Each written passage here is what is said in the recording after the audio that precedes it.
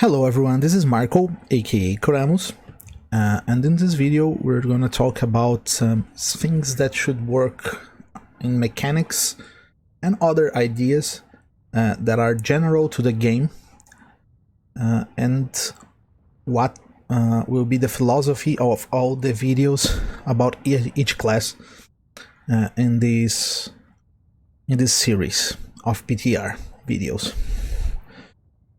The first thing I want to say is about the philosophy. The idea here is not to pass the ceiling, where the ceiling is to surpass the ceilings, where the ceiling is hammered in lightning sorceress, Javazon, stuff like that, maybe Dreamer, because that's the most powerful we have, and we do not need to power creep to go above it. That being said, I think we need to reduce the gap we now have this way, something like this, and I want to do something like this, which is the worst possible build that, of course, is meaningful, has some sense in the build, should be the equivalent of today's A minus or bottom A. Depends on each person. What does that mean? So we create a new tier where the D tier is the equivalent of today's A minus, and the S top tier is the same that we have today. So we don't power creep, but yet we have a lot of cool stuff to use. It's like D&D. I used to play D&D, Advanced D&D, then 3.5, 3.0, 3.5. Nowadays I play 5.0 and 5th edition. And at 3.5, the gap between the classes were abysmal. It was absurd. Fighters were basically useless, and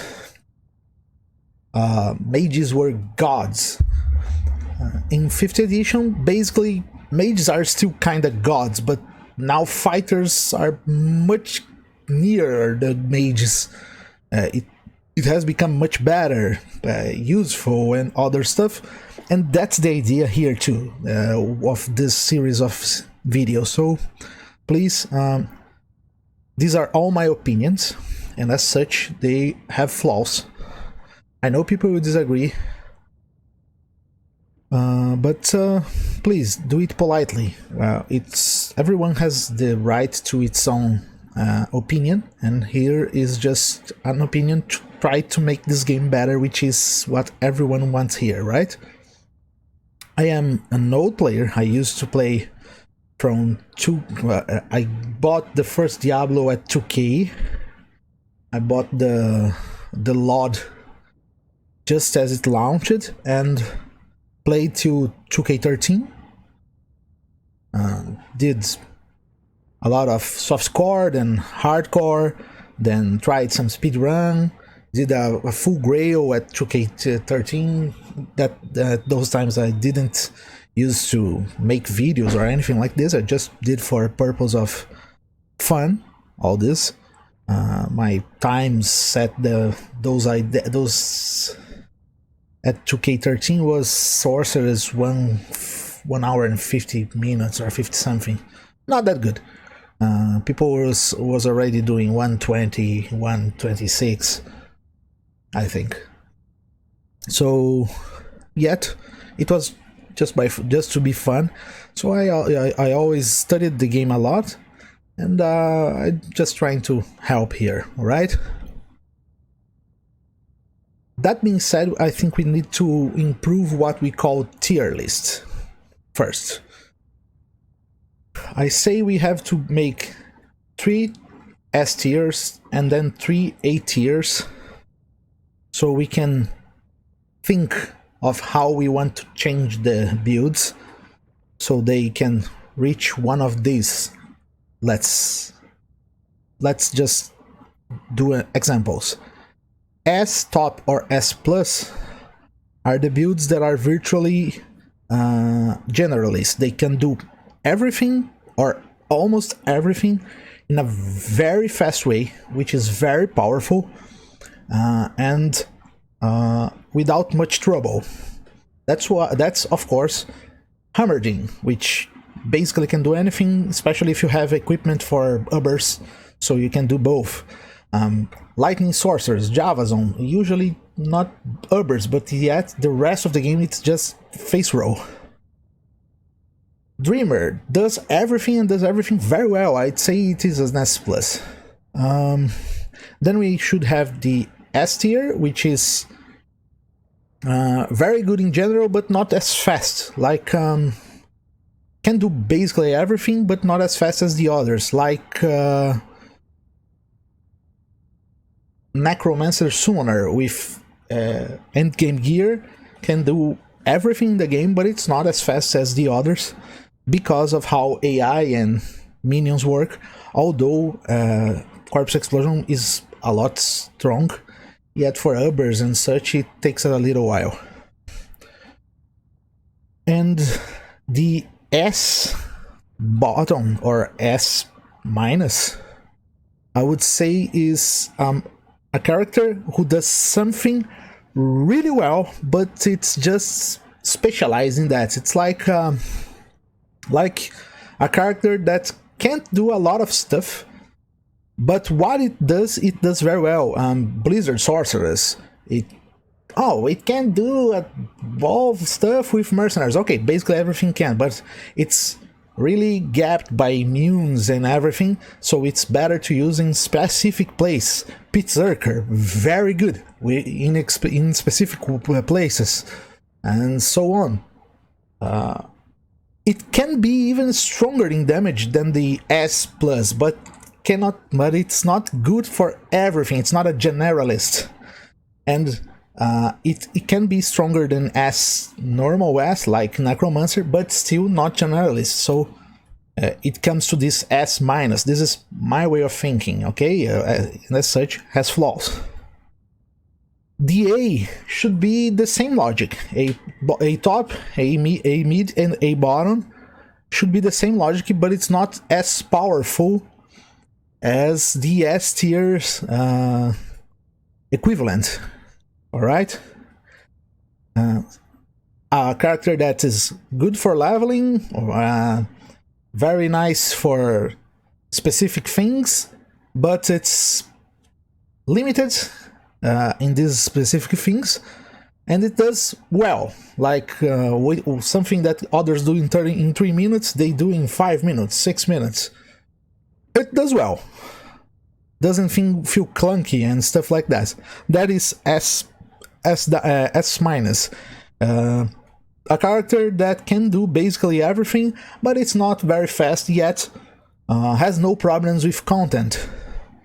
It is the mid A, and a character that can do everything in the game, but it's not as powerful as the S+. It will be an A+. So examples of this: A-,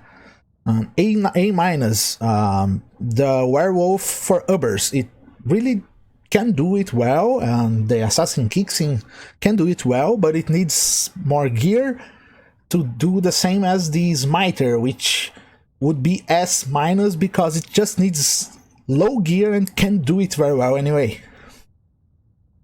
So it's A-. Mid A could be Wind Druid. It does mid A. Wind Druid can do everything with mid gear. Okay, if end gear it could be an A+, but with mid gear, Wind Druid can do everything, but it's kinda take a while. So A mid, A+, full geared Wind Druid, full geared hybrid sorceress. Mid A, Trapsing, Bonemancer, which can do everything but takes a while. It doesn't do much damage in PVM. And PvP would have its own tiers in a different way, of course. I'm not going into it about tiers, but I'll go into PvP right after this explanation. So I think we need to create this logic of how the tiers work, so we can take the bad and bring it up to the A, bring it up to the S. As of course, tier lists are subjective, but we need to create some objective way of looking at it. That's why I'm saying we create objective points which they need to be good, so we need to know where they are, okay? And B tier as it's just not good or clunky or stuff like that, which needs to be reworked. That being said, PVM and PvP nowadays contest with each other, and that's pretty bad, alright?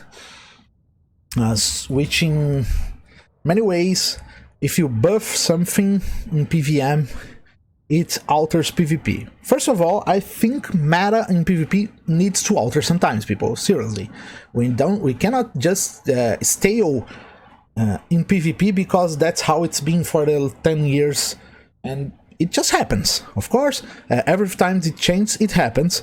But I really think Blizzard needs to differentiate damage, especially from PvP and PVM. Alright? The mechanics are there. We already have buffs and debuffs applied to types of creatures. Okay, we have demon, undead, and stuff like that, taking more damage. For example, if you can multiply it by 200, you can multiply it by 50%. Alright?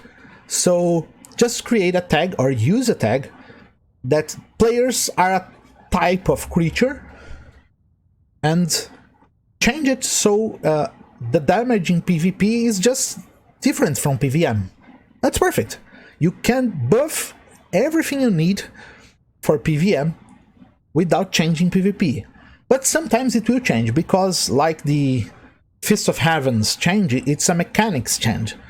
So what can be done so it does change enough for PVM, but not make it OP in PvP? Well, sometimes just taking down the damage could be that, because you will, if you have like 50% of the damage of FO8 going to players, maybe they just won't be hit recovery that much, because they will take much less damage, and taking less damage, it will not easily put them in that way. Or you may just create a second tag where it doesn't go hit recovery twice in a row. I don't know. In basically for that skill, alright?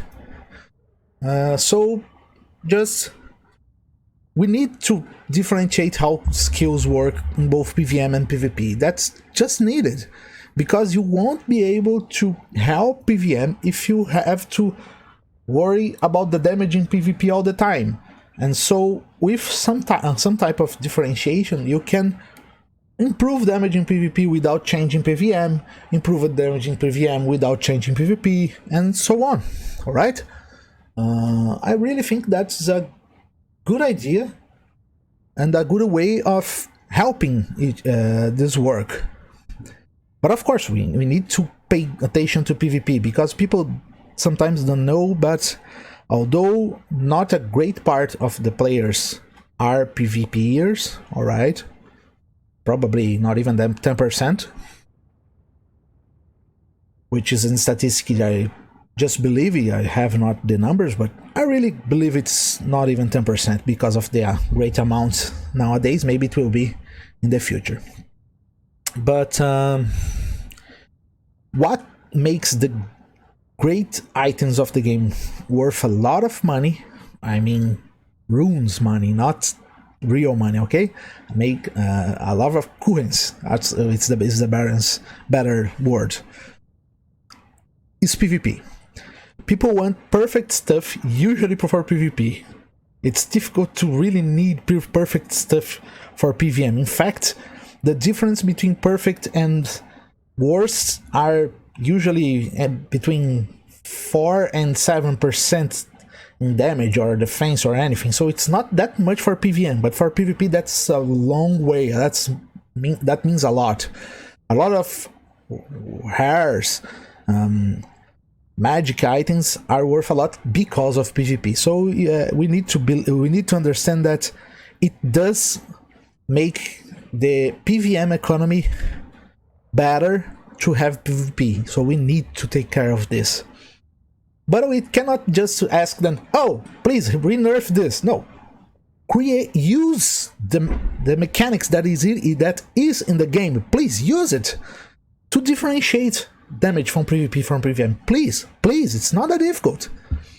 Just make both happen, especially when you are working just with damage. Please, guys, it's not that difficult. You can make Bone Mancer 5% better without changing absolutely nothing in the damage of PvP. It can be done. You just need to flag players as 90% damage, players as 60% damage, and go on. It's math, please. It's not that difficult. That being said, I think about PvP is that we need AI improvements. We need AI improvements for minions, especially the minions that are elemental, like mages from Necromancer, the Hydra. What are the AI's improvement we need? Please,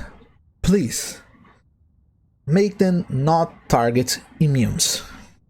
Just don't target. They need to pretend that while that creature is immune, it doesn't exist. Alright? Stop thinking about that creature. Because it's so stupid.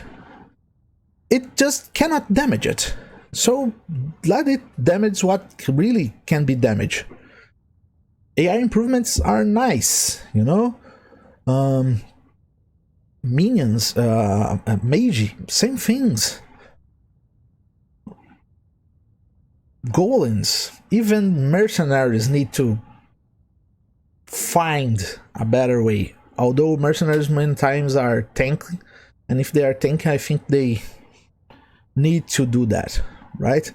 About mercenaries, I'll not do a real video about it, probably, but I would say mercenaries should be the 2 that are melee, Act 2 and Act 5, should be like they are now, but the 2 that are not melee, Act 1 and Act 3, should be flagged as it was when there was the mercenary bug.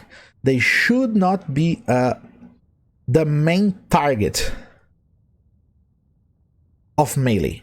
They just should not. It make them not targetable by melee, just by AoE and ranged, so they are ranged, and you are the tank when you're choosing those kind of mercenaries. So let's differentiate them with this, and this would make them really better, in fact. Another thing that people sometimes keep disagreeing, but PvP is important, but Player's 8 is important, people. Okay? How something works on Player's 8 is important. Even if you look for, there are many videos on YouTube about the botting history of Diablo 2, literally documentaries, and P8 is so important that they create many accounts to make Player's 8 games to bot. So stop thinking as Player's 1 as the main way of if something is OP or not. You need as effects too. First, look at those things I said. S tier bottom, S tier mid, S tier top. which one it goes? It goes to S tier bottom, because it can do very well something, but not everything. Alright. What can this do that the others can't do? What can it be? You need to compare in many places. You need to compare in PvP, in PvM, in Players 1, in Players 3, in Players 5, and Players 8. Because this is an online game. You should play it online. People are even asking to put Players 8 command on online mode, which demonstrates how Player 8 is important. Alright, guys? So we need to think that if something is on Player 1 is very good, but it's not very good on Players 3, on Players 5, that's not OP.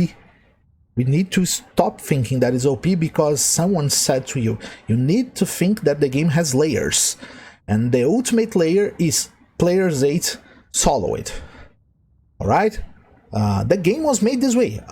If you say, you can argue that this should not be the way the game should have been made, anything like that, but the game was made this way. The game was made so you can do Players 8 solo. Otherwise, there would no reason to have the command for offline mode where you are always solo to be able to use a Players 8, to simulate Players 8. There shouldn't, you see, the game is done that way, so Players 8 are important, and in online you should, in theory, be playing with friends or with other people, so Players 8 is important. And one last thing that about mercenaries, that I will not do a separate game just for that, is that I would make Infinity be able to be created in a one-handed sword. That I believe that would help a lot the Act 3 mercenary. Alright? A lot. Much more than any other player using it as a player. And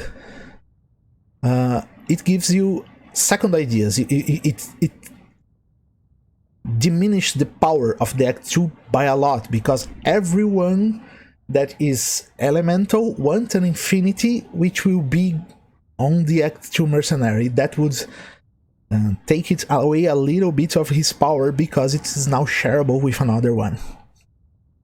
And the new Hunward Plague, in my opinion, should be done in claws because of assassins, but also in bows. So it could help the Act 1 rogue and make it that Laura Resist is on strike, not on being struck. That would help a lot the Act 1 mercenary too. Someone says about shield too, but nah, I think that would make you characters like Paladin even stronger, because if you are struck by something and you are elemental damage, you would be able to proc Laura Resist with stacks with conviction, so it would be kind of OP. I don't really think that shield is the good way of doing so. I think the three weapons, claws, swords, and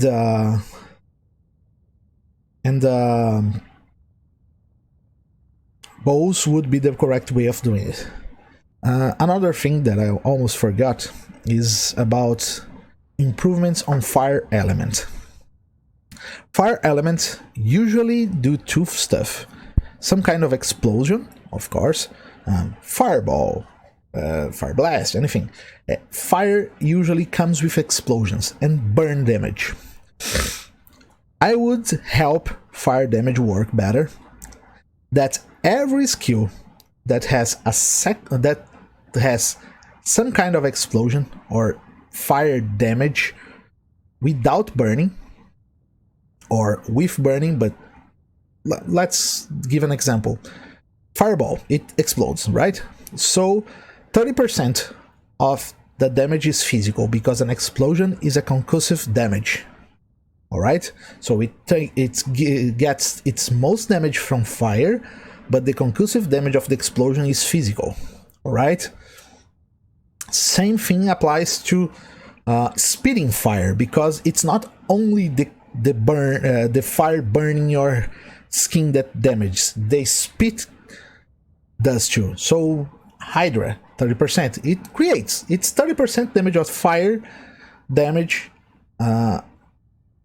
does physical when hitting. So any skills that hits, it's not just burn damage like Blaze is just burn damage. The hitting part gives 30% physical damage. Not extra 30%, just make it that 30% of its damage is physical, alright? Which makes sense, like explosive arrows, even Infernal Arrow, because it has a burning, but it has a explosion too. So the explosive part has fire damage, not the burning. The burning is just fire, of course, but all of the others, spitting damage, it's Hydra spitting is like a lava, alright? So it does damage physical, and after that it burns with the fire, so it does fire damage. So 30% of its damage is physical because of the strength of the Hydra, and the other part is the fire damage. It just would help a lot the worst element of the game.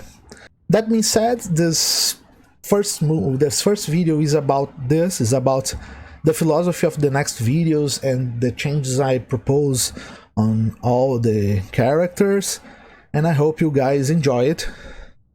As usual, as I do to my Brazilian subscribers and people who watch this, I usually say, have a great loot, everyone, please.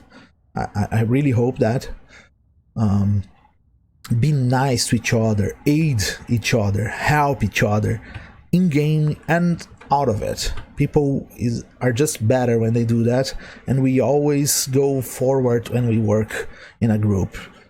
And please guys, enjoy this amazing, absolutely awesome game that is Diablo, and let's make it even better. Let's try to work together to make it even better, okay? Hope you guys enjoy it, understand my opinion, and let's discuss it in a polite way. Thank you all, see you soon. Hugs and bye bye.